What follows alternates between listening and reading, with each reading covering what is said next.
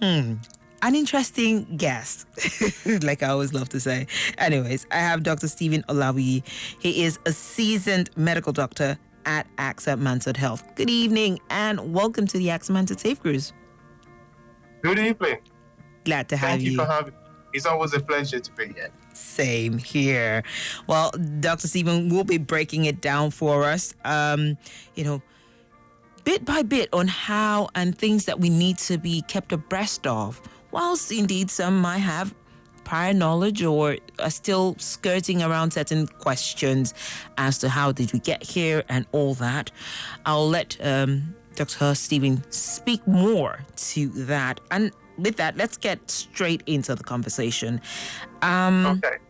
One thing I want us to even get into is break it down for us. What is the difference between a pap smear test and HPV test? Because many people actually hear about cervical cancer screening, but may not fully understand the difference between the pap smear test and the HPV test. So if you could clarify for us, break it down, and what each test actually detects and how they can contribute to early detection. Okay. Thank you very much. Thank you so much. So, when we talk about a PAPS, an HPV test Right. is most tests. It has to do with collecting samples from vagina, from the cervix, actually. So most of them are tests you do. Call it a speculum test, where you open the vagina and then you want to take sample from the cervix. Now, for HPV test, you want to take samples where you check for DNA for HPV, HPV virus infection. So you're taking 5 samples and you want to try to identify DNA of HPV virus. That is a HPV test. Now, for a pap smear, what you're trying to do is you're taking cells from the cervix area also, but you're looking at the cells there to check for any abnormality that indicate that the cancer process has begun. So HPV test is checking for the DNA of a high-risk variety of HPV infection, right? While pap smear is actually checking the cells in the cervix, what we call a transition zone, to know whether there's a change in the cells morphology or how they look. That tells us that some cells are getting we notice some abnormality as a result of, cancer is already began. Right. I hope that is clear. Right. Okay. Well understood. And thank you for clarifying. So anyone who's not understood it before now has has a better understanding of what the pap smear does and what HPV test is all about. However, when we're talking about certain things, right? Some people, there are some myths that are associated with certain conversations, and cervical cancer is one of those.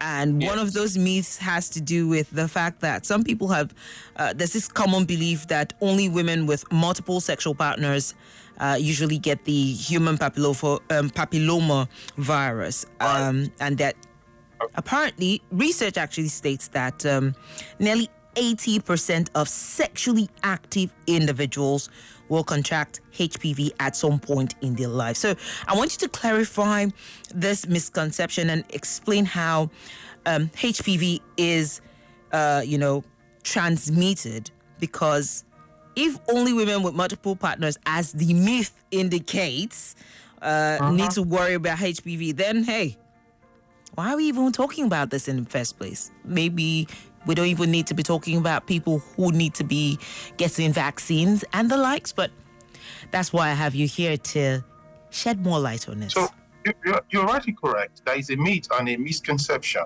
Okay. Right? HPV infection is from skin to skin contact, most times to sexual intercourse. Okay. So all you have to do is just one sexual encounter and you have HPV. Right. Now, but interestingly, now, HPV infections that have different varieties. You understand? There's what we call the high risk variety and the low risk.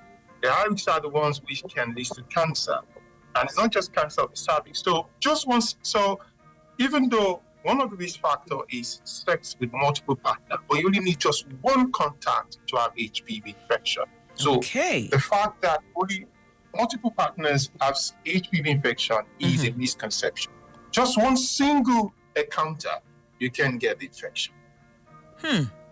So that is a huge myth that is only, and really, just thinking of that, about that, just having that clarification, that myth debunked right now, I'm sure a lot of people would, at least the female folk, would know that that isn't true, and it is glad, they'll be glad to hear that, if I should say so myself. But when it comes to... Yes, and... Okay, go ahead. Yeah, you wanted to add? Like you actually said, about 80% of the population is exposed to HPV. About practically 80%. So, yes, continue. All right. So, one of the things that have to do with cervical cancer and awareness is seeing that that's what we're talking about. First off, I want to ask, what age should one start getting screened for cervical cancer? And I keep hearing that at a certain age, some people have the opportunity of getting vaccines. Why are they getting those vaccines early? And even after a certain age, can they still, get those vaccines?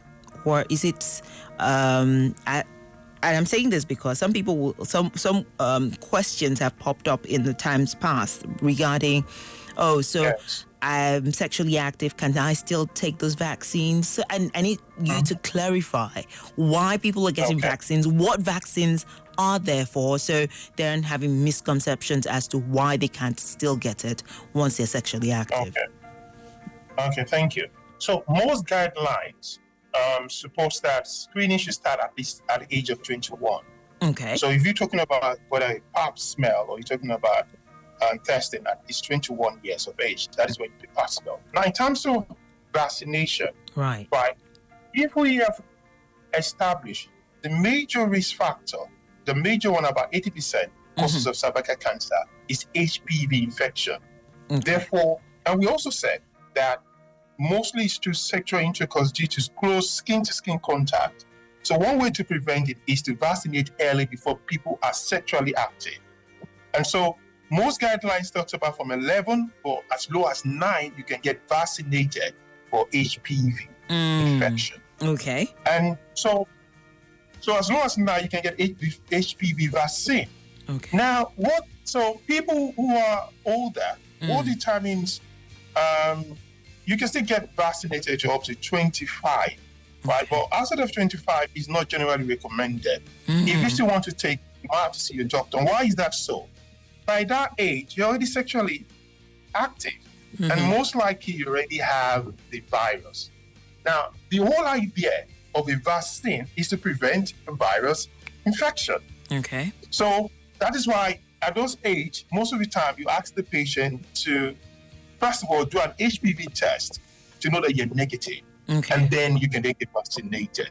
Okay. So for starters, as low as 9, and that is why we need to increase the advocacy. If we really want to, deal with this cancer, right, let's advocate getting our girls vaccinated as early as this age, as secondary school, from GS1, if the government can do a program where they can get vaccinated, because the age of sexual activity now is getting lower due to, a lot of factors that we both know about, right? So vaccination as early as 9, get vaccinated, and then to 25, 26, anybody outside that, they have to speak to their doctor, do an HPV test. Like I said, if you're already infected, vaccine is no longer useful because vaccine is to prevent it's infection. A preventive. It's not a curative, but talking about so talking about even getting screened. There's this misconception, or should I say, misunderstanding when it comes to how often one should get screened. And I say this because some school of thought is have said, every year you should get screened. Others will say 3 years. However, based on the latest medical guidelines, how often should women get screened? And does this actually depend on their age, or past tests they've gotten before? Yeah. So based on most guidelines, remember we said that screening should commence at 21 years of age. Right. Right. And so what is recommended is about most screenings are between 3 to 5 years. 3 to So 5 within years. the age bracket of 21 and 29, they talk about every 3 years screening, right? Okay. And above from 30 to 64, they talk about every time you have HPV test and it's negative, then you can screen. They talk about every 5 years screening. Okay. So if HPV is negative, Mhm. then you can do your pap smear every 5 years. But it's between 3 to 5 years when it Okay. comes to doing your pap smear. Mm. So it's not something to be afraid of as a because here's why I say so. So I've been at several centers where I hear, well, talking about awareness. I've been part of those awareness campaigns. I've been in several at certain points in time, and once it gets to that point, because some people are afraid, they keep saying, okay, so if I've already gotten this, why am I even getting screened any further?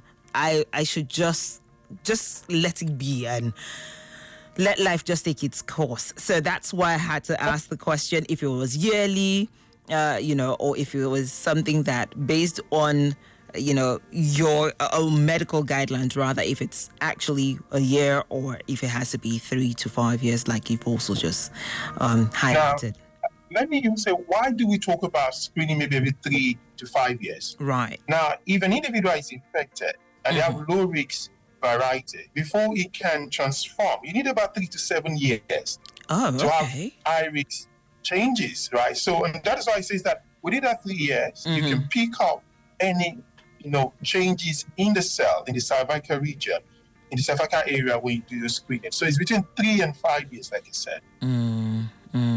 Oh, well. And then people above 65, right, above 55, they will talk to their physicians whether they should continue screening every 3 or every 5 years. Okay. That's actually good to know. Well, as they say, time flies when you're having great conversations. But before I let you go, any last words you'd like to share with not just the women, because yes, it's all about women, but for their partners as well? What would you advise? What should they do? Because it's all about getting the right information. Yes, I think we shouldn't shy away from medical topics. Quite a lot of people are afraid when it comes to anything about their health because of their fear. And it's the information you get that helps to deal with the fear.